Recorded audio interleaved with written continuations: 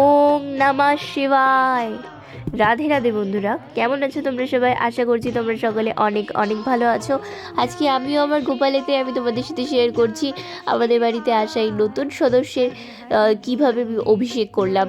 হ্যাঁ, মহাদেবকে আমি নিয়ে এসেছি, প্রায় অনেক দিনই হয়েছে, কিন্তু অভিষেক করানোর একটা সময় সুযোগ সত্যি পাচ্ছিলাম না।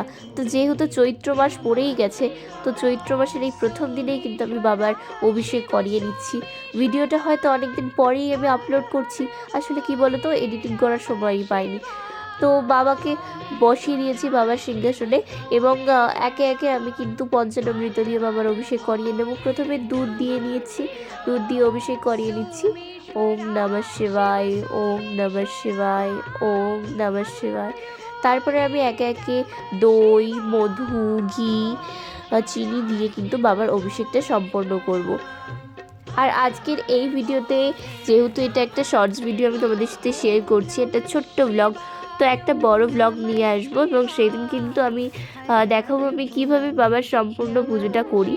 তো আজকে শুধু তোমাদের সাথে আমি বাবার কীভাবে অভিষেক করিয়েছিলাম এবং বাবাকে কীভাবে সাজিয়ে পুজোটা সম্পন্ন করেছিলাম সেটাই তোমাদের সাথে শেয়ার করছি।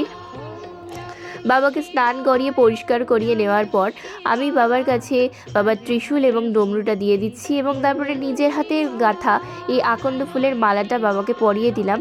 তারপরে একে একে বাবার পায়ের কাছে ধূত্র ফল এবং ধূত্র ফুলও দিয়ে দেবো, এবং সঙ্গে সঙ্গে আকন্দ ফুলও কিন্তু আমি ছড়িয়ে দেবো চারিদিকে, আর বেলপাতাও দিয়ে দিলাম।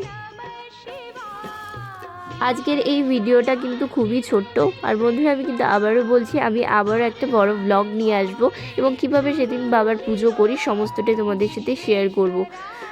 আজকের এই ভিডিওটা এই পর্যন্তই। তোমাদের কেমন লেগেছে অবশ্যই কমেন্টে জানিও, আর তোমরা সবাই ভালো থেকো, সুস্থ থেকো। হর হর মহাদেব।